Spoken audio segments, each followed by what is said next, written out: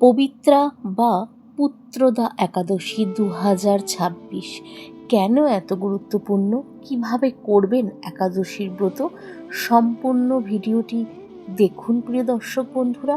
আশা করছি ভিডিওটির শেষ পর্যন্ত দেখলে আপনারা এর একটি দৃষ্টান্তমূলক বিষয় জানতে পারবেন। সম্পূর্ণ ভিডিওটি দেখার অনুরোধ রইল সকল প্রিয় দর্শক বন্ধুদের কাছে। কেমন আছেন প্রিয় দর্শক বন্ধুরা? আশা করছি ভালো আছেন এবং সুস্থ আছেন। আমাদের দিব্য চেতনার চ্যানেলের পক্ষ থেকে আপনাদেরকে আরও একবার স্বাগতম জানিয়ে একটি নতুন ভিডিও নিয়ে চলে আসলাম। আজকের ভিডিওটি রয়েছে একাদশীকে কেন্দ্র করে, পুত্রদা বা পবিত্র একাদশীকে কেন্দ্র করে।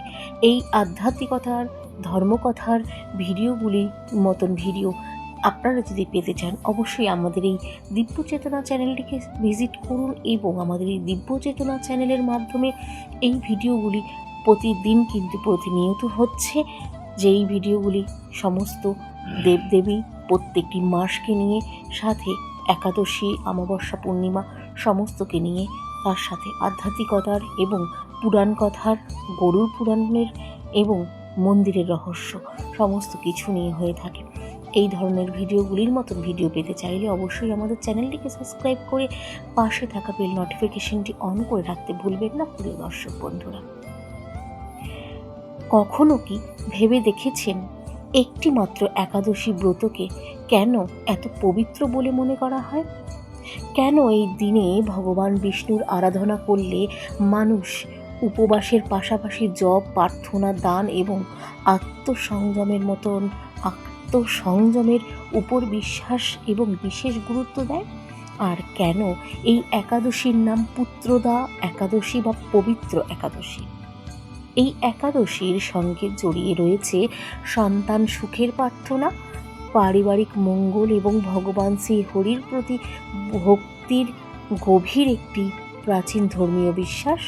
তাহলে 2026 সালে পুত্রদা একাদশী কবে, কখন থেকে একাদশী তিথি শুরু, কখনই বা শেষ হচ্ছে, কিভাবে একাদশীর ব্রত পালন করবেন, কি খাবেন বা কি খাবেন না, কোন ভুলগুলি একেবারেই করা উচিত নয়, আর পালনের সময় বা কখন।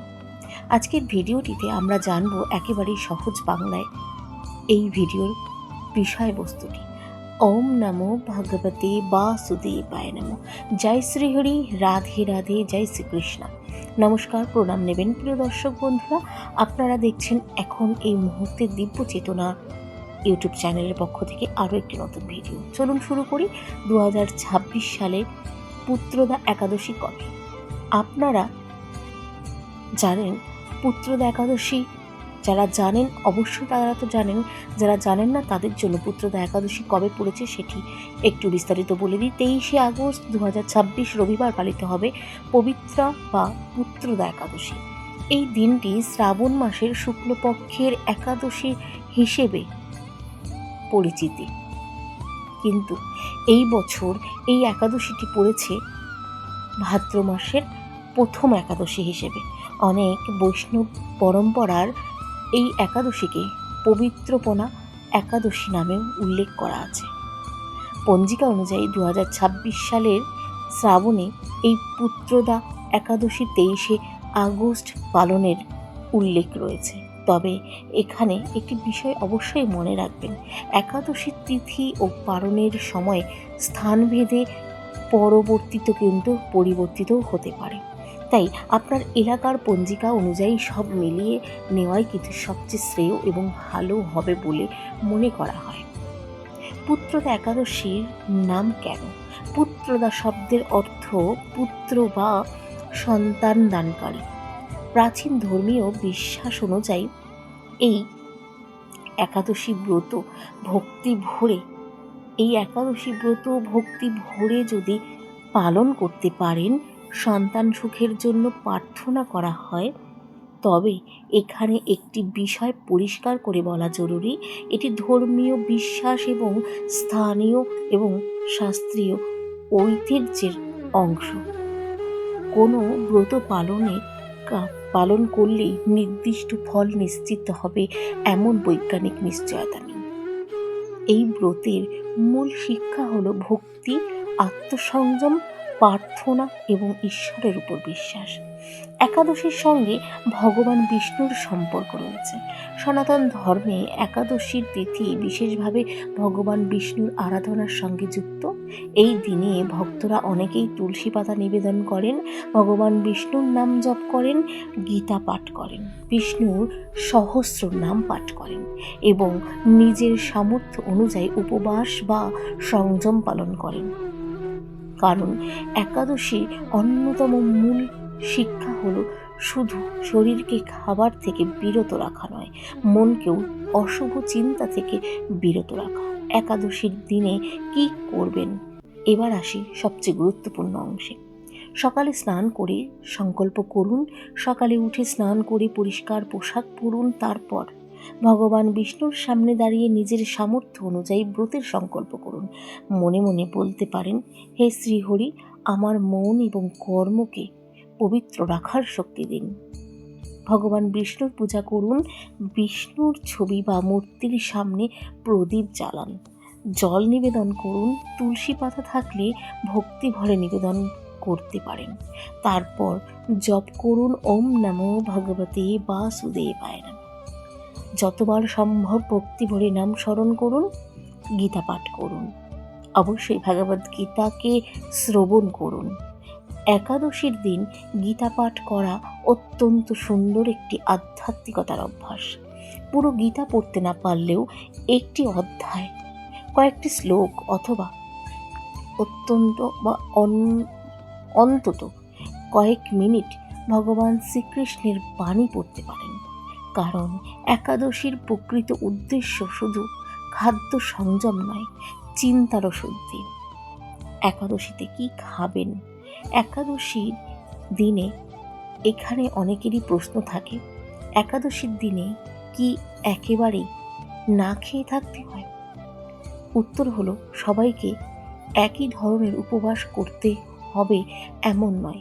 ব্যক্তির বয়স, শারীরিক অবস্থা, কাজের ধরন এবং সামর্থ্য অনুযায়ী উপবাসের পদ্ধতিও আলাদা হতে পারে। কেউ নির্জল উপবাস করতে পারেন, কেউ আবার শুধু জল গ্রহণ করতে পারেন, আবার কেউ ফলাহার বা অনুমোদিত সাত্ত্বিক আহার গ্রহণ করেন। যারা অসুস্থ, বয়স্ক, গর্ভবতী বা বিশেষ শারীরিক প্রয়োজন রয়েছে, তারা জোর করে উপবাস করবেন না। ভক্তির সঙ্গে নিজের শরীরের যত্ন নেওয়াও জরুরি। একাদশীতে কোন কাজগুলি এড়িয়ে চলবেন? একাদশীর দিন শুধু খাবার নিয়ন্ত্রণ করলেই ব্রত সম্পূর্ণ হয় না। চেষ্টা করুন মিথ্যে কথা না বলতে, অকারণে রাগ না করতে, কাউকে কষ্ট না দিতে, পরনিন্দা না করতে, অশান্তির সৃষ্টি না করে অতিরিক্ত ভোগবিলাস থেকে দূরে থাকতে। কারণ মুখে ভগবানের নাম নিয়ে যদি মনে হিংসা থাকে, তাহলে ব্রতের আসল উদ্দেশ্যটাই নষ্ট হয়ে যায়। পুত্রদা একাদশীর আধ্যাত্মিকতার শিক্ষা। এই একাদশী আমাদের একটি গভীর শিক্ষা দেয়। জীবনে আমরা অনেক কিছু পাওয়ার জন্য প্রার্থনা করি। অর্থ চাই, সুখ চাই, সন্তান চাই, পরিবারের মঙ্গল চাই, শান্তিও চাই। কিন্তু ভগবানের কাছে শুধু চাওয়া নয়, নিজেকে ঈশ্বরের কাছে সমর্পণ করাও ভক্তির একটি বড় অংশ। তাই একাদশীর দিনে প্রার্থনা হতে পারে, হে প্রভু, আমার ইচ্ছে যদি আমার জন্য কল্যাণকর হয় তবে তা পূর্ণ করুন, আর যদি তা আমার জন্য ভালো না হয় তবে আমাকে তা মেনে নেওয়ার শক্তি দিন। দান করুন। একাদশীর দিনে নিজের সামর্থ্য অনুযায়ী দান করাও সুন্দর একটি ধর্মীয় অনুশীলন। অসহায় মানুষকে খাবার দিতে পারেন, প্রয়োজনীয় পোশাক দিতে পারেন, আবার আপনার সামর্থ্য অনুযায়ী অর্থ এবং প্রয়োজনীয় সামগ্রী দান করতে পারেন। দান যেন প্রদর্শনের জন্য না হয়, দান হোক নিঃস্বার্থভাবে। পারণ কখন করবেন? একাদশীর পরে। এবার খুব গুরুত্বপূর্ণ বিষয়, যেটি পারণ, অর্থাৎ একাদশীর উপবাসের শেষ করে দ্বাদশীর দিনে নিয়ম অনুযায়ী আহার গ্রহণ করা। আপনার পাঠানো পঞ্জিকায় 24শে আগস্ট সোমবার সকাল 10:29 থেকে পারণের সময় রয়েছে। তবে আপনাদের পঞ্জিকা অনুযায়ী স্থানভেদে পারণের সময়ের পার্থক্যও দেখা যেতে পারে। যেমন কলকাতার জন্য একটি ভিন্ন পঞ্জিকা, আবার অন্য এলাকার জন্য একটি অন্য পঞ্জিকার সময়কেই চূড়ান্ত ধরে নিতে হবে। শেষে একটি কথা বলবো প্রিয় দর্শক বন্ধুরা, একাদশী মানে শুধু সারাদিন না খেয়ে থাকা নয়। একাদশী মানে ইন্দ্রিয়কে সংযত করা, মনকে শান্ত করা, অন্যায় থেকে দূরে থাকা, ভগবানের নাম স্মরণ করা এবং নিজের ভিতরটাকে একটু একটু করে শুদ্ধ করা। তাই আগামীকাল পুত্রদা একাদশীতে যদি আপনি ব্রত পালন করেন, তাহলে শুধু নিজের জন্য নয়, আপনার পরিবার, প্রিয়জন এবং সকল মানুষের মঙ্গলের জন্য প্রার্থনা করুন। মনে রাখবেন, ভক্তির মূল খাবার পরিমাণে নয়, হৃদয়ের আন্তরিকতা থেকে আসে। ভিডিওর শেষে একটি কথা বলবো, ভিডিওটি যদি ভালো লাগে একটি লাইক করে দিয়ে যান, কমেন্টে লিখুন আপনার মতামতটি এবং সাথে এই একটি শব্দ লিখতে ভুলবেন না, ওম নমো ভগবতে বাসুদেবায় নমঃ।